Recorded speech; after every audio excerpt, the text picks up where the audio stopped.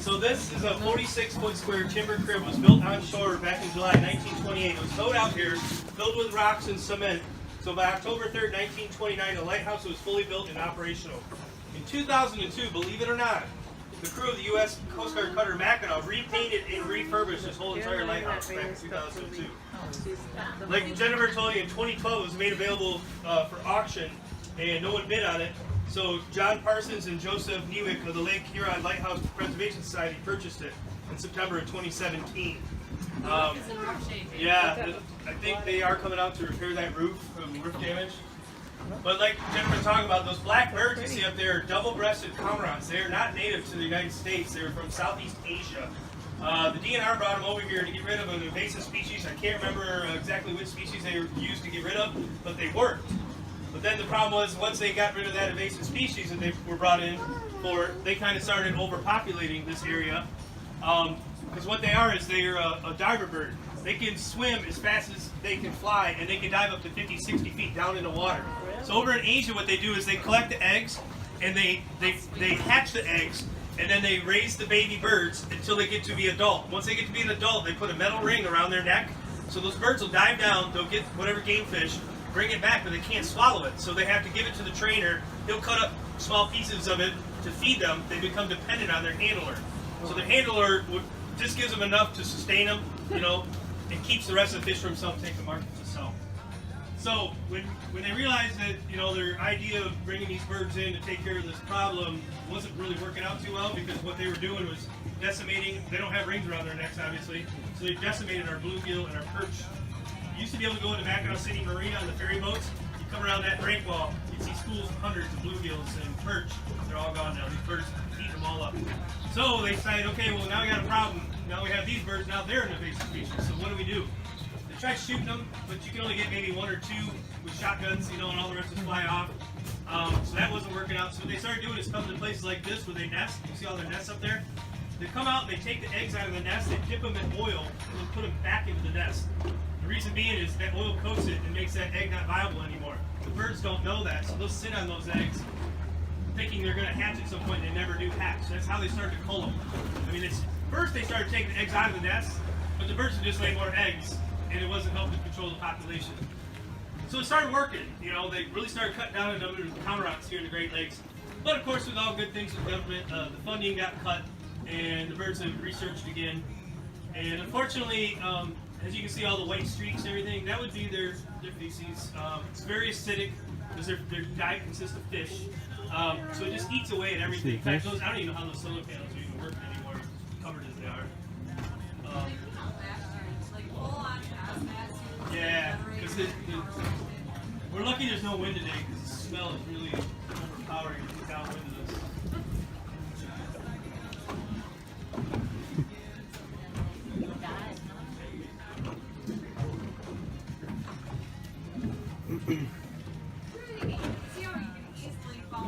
That's why I'm limping around right now, because I rode my jet ski the other day and threw my back out again, because I got 3 discs in my lower back. That way I did my sheriff's career too. I worked for the sheriff's department down there. But yeah, with my lawsuits, I kind of went spending spree. Michigan, Lansing. Yeah, I bought a 66 Nova SS. I bought a 65 Mustang. I got 3 motorcycles down there. 2 boats, a Donzi, a Sierra, 3 houses. Right in Florida. Kind of all over. I got a house in Riverview, which is a suburb of Tampa. My roommate is Chris Cooley. His family owns a tiki campground here in town. Okay. My other friend, Chris McBride, is from Champaign, Illinois. We got a condo on 221 in South Beach, Florida. So those 2 guys live there year-round, and I just kind of bail them out. Both of those horses got to keep their places, so I stay up there.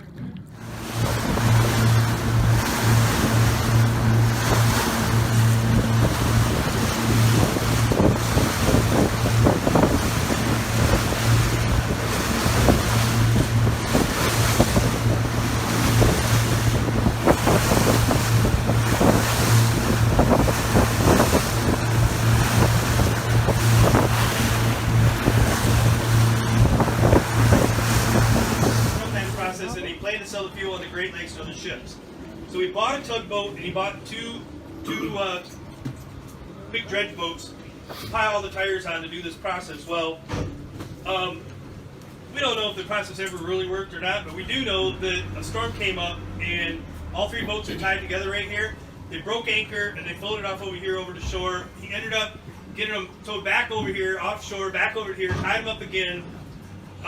Someone over here at the Duncan Bay Yacht Club one day noticed that the tugboat was really listing to its starboard side. So he jumped out a little rowboat from the motor and came out here to find out that the battery had died for the bilge pump. So the boat was taking on water and that was causing it to lean over. So what he did is he cut the lines to get the 2 barges away from the tugboat. The tugboat ended up sinking right here. The Coast Guard, contacted the owner and told him he needed to come out here and get the boat removed from the bay. He refused to do it. They took him to court, did jail time, paid a bunch of fines. The Coast Guard came out and put a sock around it, big round sock around it to keep the oil and diesel fuel and everything from spreading. Pumped all the tanks out and everything. And so this boat sat here ever since, like Jennifer said. The Coast Guard actually puts that buoy out because it is a hazard navigation. As you can see, this is the top of the pilot house right here. This pilot house actually used to stand up out of the water. I think it lasted 1 season because her and the boys used to come out and actually go into the pilot house when it was frozen here. You could get into the pilot house. But then the next spring when the ice broke up and went out into the bay, it kind of sheared the top of the pilot house off the tugboat right off. But on the stern back here, you can actually still see the name Jenny Lynn. We saw it today earlier, Detroit, Michigan, on the stern of the boat. So this is the pilot house. So the bow is going to be up in front of the pilot house up here. Right there, you see that big round bit on the very front. That's the very point of the bow right there, and that's a bit to tie off lines.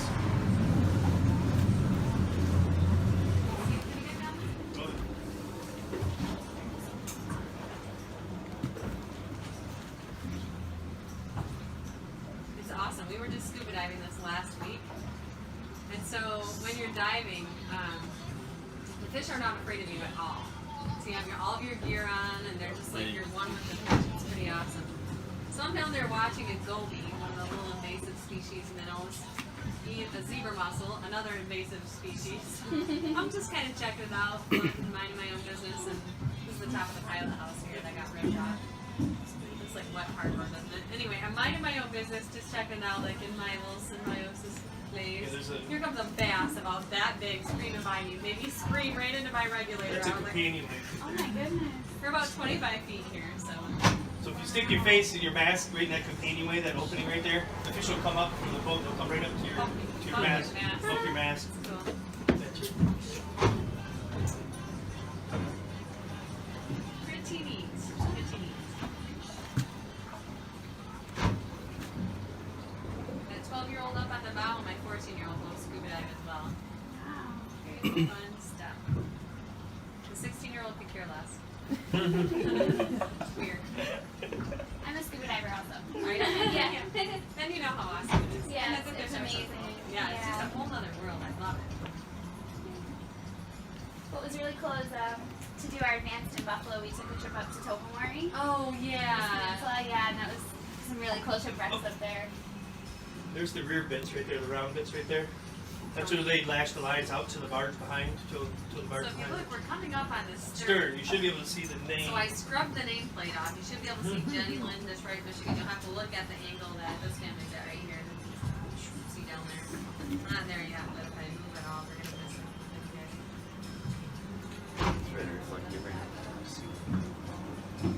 See the roundness of the stern? It's kind of like down on an angle. Yep. Oh, there you See it? go. Can't see the name. Almost, you're almost good.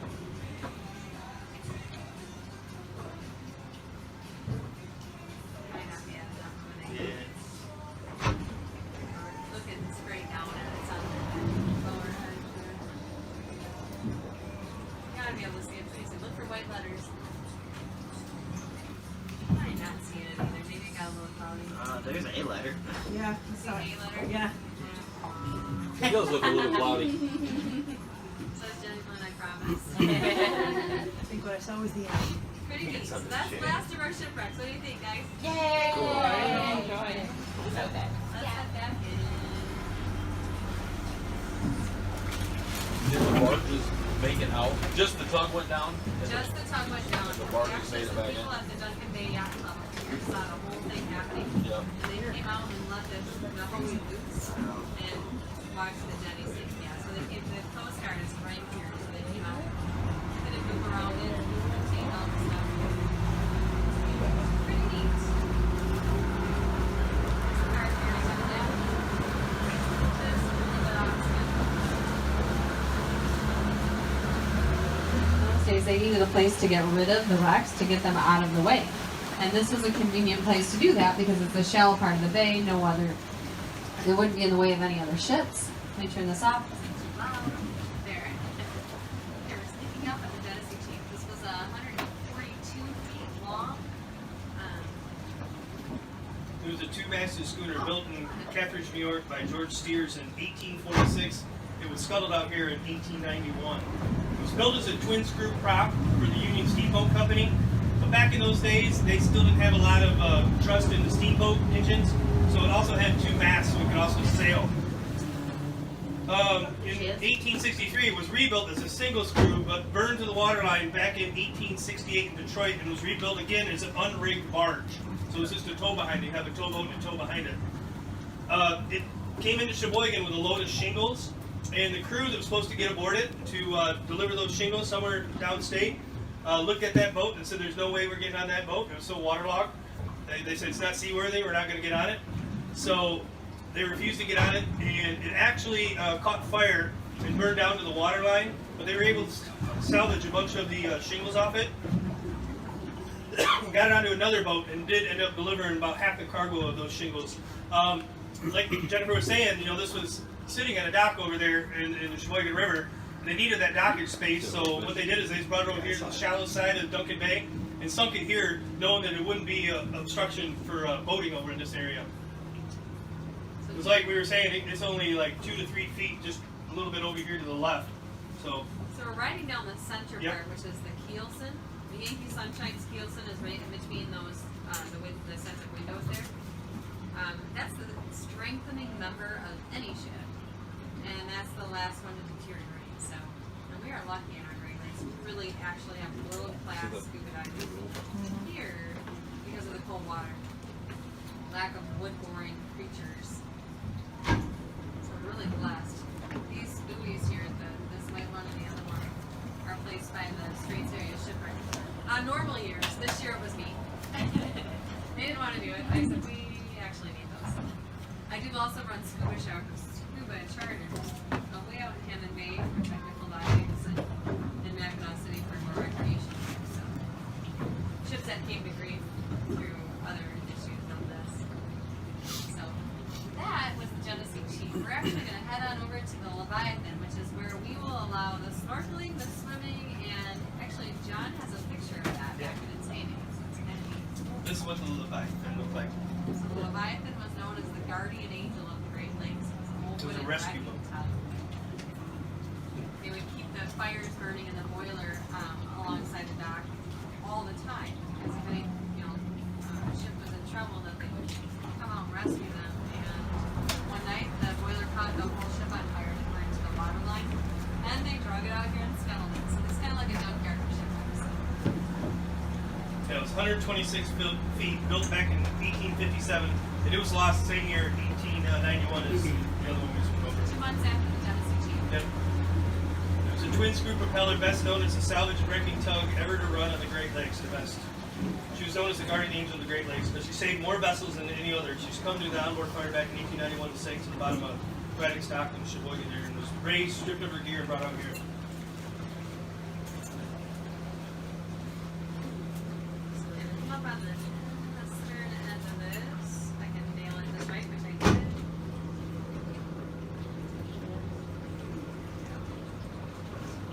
We'll go over it a pass or two. We'll go over it and then come back and then stern tie on that buoy and let you off to check it out a little more closely if you want to. Keep an eye out for fish. We've been seeing a lot. There's one, two right Fish there. love is the structure.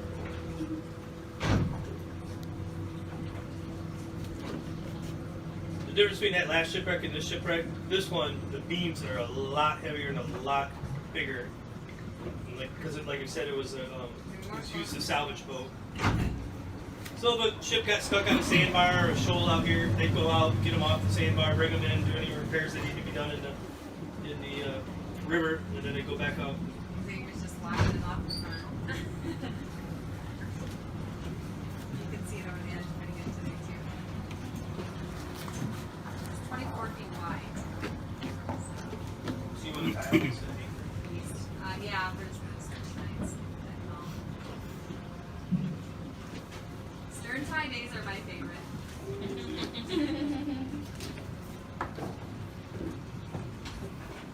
Oh, there's a nice fish. Do you see Yep, it? there he is. Oh, yeah. That is a small one. Does anybody on board ice fish? Nice. Spearfish? Yeah, I'm kind of that. Yeah, My biggest fish out here was a 42-inch muskie. Oh yeah? At the end of my spear, yeah, it was nice. That's cool. Good day. no. Was that like a decoy and then Yeah, a she spear? caught about a 12-inch sucker, and Yep. we wait till the ice gets about 8 to 12 inches thick, and then come out here and chainsaw whole ice about the size of 2 windows. Yep. Plunk a shanty over top of it, heat it, either gas or wood. We usually use gas now.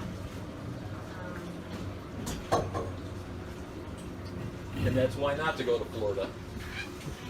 I could do it just the month of January, but February fishing is terrible. I figured I would move for a while there. I thought, I'll just go to Florida, I'll come back and live with my parents for a month. Ski and ice fish.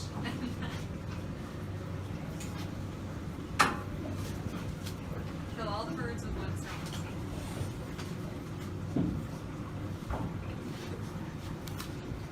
Xavier's itching to get in the water, I think. Facing the deck up there.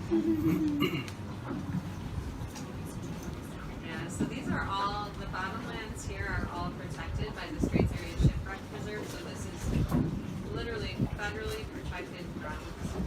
So you can scuba dive, you can snorkel, you can do anything you want to, but you're not allowed to take anything off the bottom. Probably this side. I'll turn the nose around. Kind of a little bit of a breeze.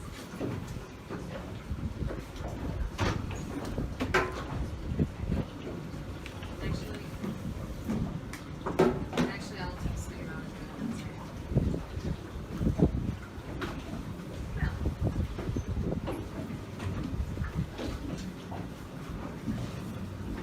You guys all ready to go swim?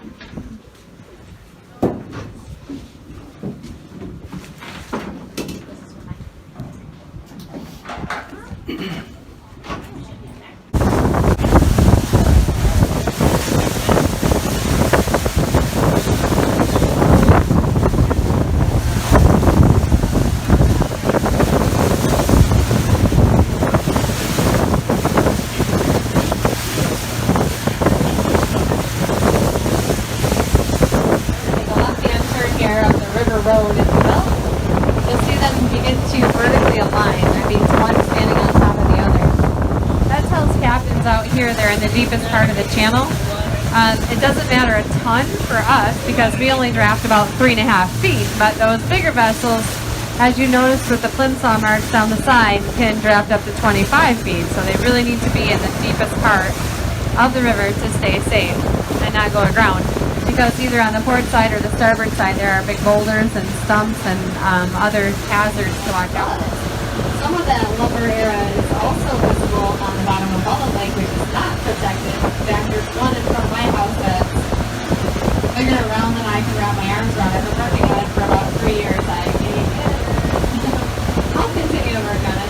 Perseverance is everything. We could make a great fireplace mantle at some point. On my lighthouse fireplace. On the lighthouse. Yeah. Hey, if you're gonna drink, you should drink that.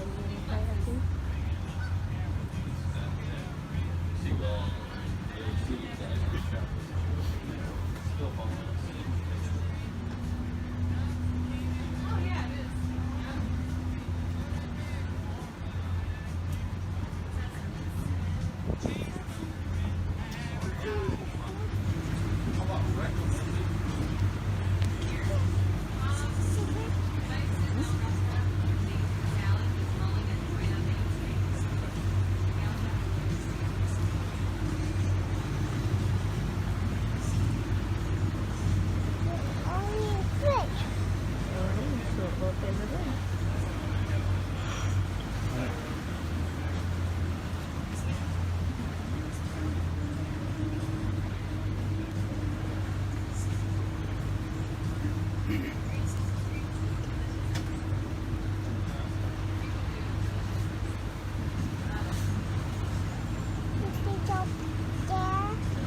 Yeah, the bridge still open.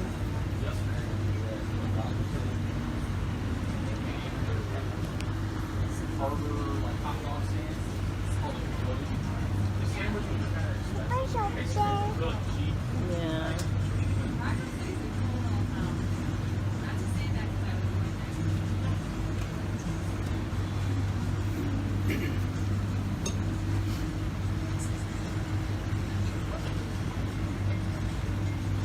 See the dog here, everybody?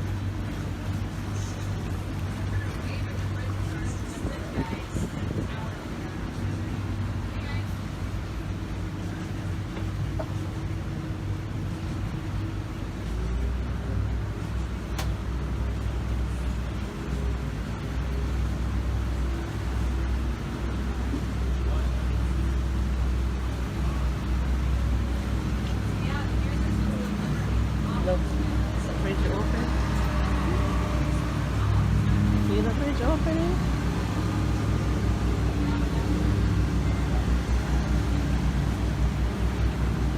You don't have to cover it, really. You don't have to cover it. It won't make any sound.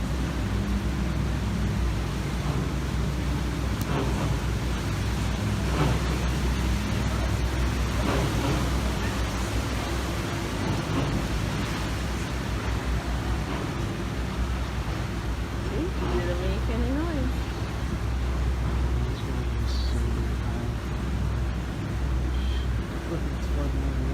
Mm-hmm.